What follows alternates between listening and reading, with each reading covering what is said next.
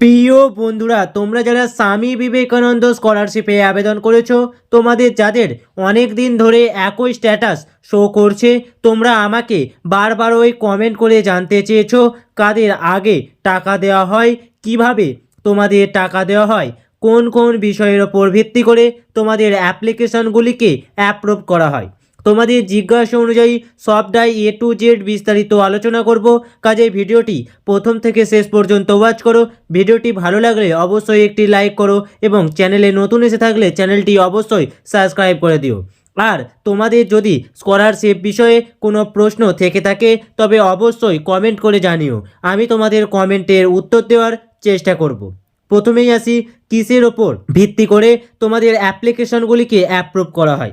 এক্ষেত্রে বন্ধুরা তোমাদের বলে রাখি, বিকাশ ভবনের তরফ থেকে কিন্তু এ বিষয়ে কোনো রকম তথ্য আজ পর্যন্ত জানানো হয়নি। তবে বিগত বছরগুলিতে যেটা দেখা যাচ্ছে, তোমাদের ফ্যামিলি ব্যাকগ্রাউন্ড, মার্কস, কোন কোর্সে পড়াশোনা করছো, তুমি কতদিন আগে আবেদন করেছো, কত তাড়াতাড়ি তোমার ফর্মটি তোমার ইনস্টিটিউট থেকে ফরওয়ার্ড করা হয়েছে, তুমি কোন জেলা থেকে আবেদন করেছো, তোমার অ্যাপ্লিকেশনটি ফ্রেশ না রিনিউয়াল, এই সবের ওপর ভিত্তি করে কিন্তু তোমাদের অ্যাপ্লিকেশনটিকে অ্যাপ্রুভ করা হয়।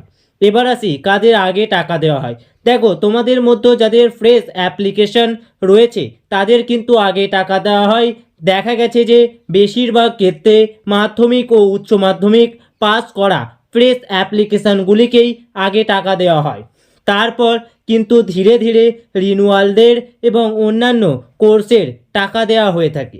এবার আসি কিভাবে টাকা দেওয়া হয়। তোমরা অনলাইনে স্কলারশিপে আবেদন করার পর তোমার ফর্মটি ইনস্টিটিউট থেকে স্কলারশিপ ডিপার্টমেন্টে ফরওয়ার্ড করা হয়। এরপর ডিপার্টমেন্ট সব কিছু যাচাই করে তোমার ফর্মটি অ্যাপ্রুভ করে দেয়। ফান্ড অ্যাভেলেবেল হলে তোমার অ্যাপ্লিকেশনটি স্যাংশন করে দেওয়া হয়। তারপর কিছুদিনের মধ্যেই তোমার রেজিস্টার মোবাইল নাম্বারে ক্লেম SMS দিয়ে দেওয়া হয় এবং ক্লেম SMS পাওয়ার 24 ঘন্টার মধ্যে তোমাদের টাকা তোমাদের ব্যাংক অ্যাকাউন্টে ক্রেডিট করা হয়। ফান্ড রিলিজের সাথে সাথেই আবার পরবর্তী অ্যাপ্লিকেশনগুলিকে অ্যাপ্রুভ করা হয়। এভাবে প্রসেসটি চলতে থাকে যতদিন না সমস্ত স্টুডেন্টের টাকা দেওয়া হচ্ছে। আশা করি তোমরা সম্পূর্ণ বিষয়টি বুঝতে পেরেছো। এরপরেও যদি তোমাদের কোনো প্রশ্ন থেকে থাকে তাহলে অবশ্যই কমেন্ট সেকশানে কমেন্ট করে জানতে পারো।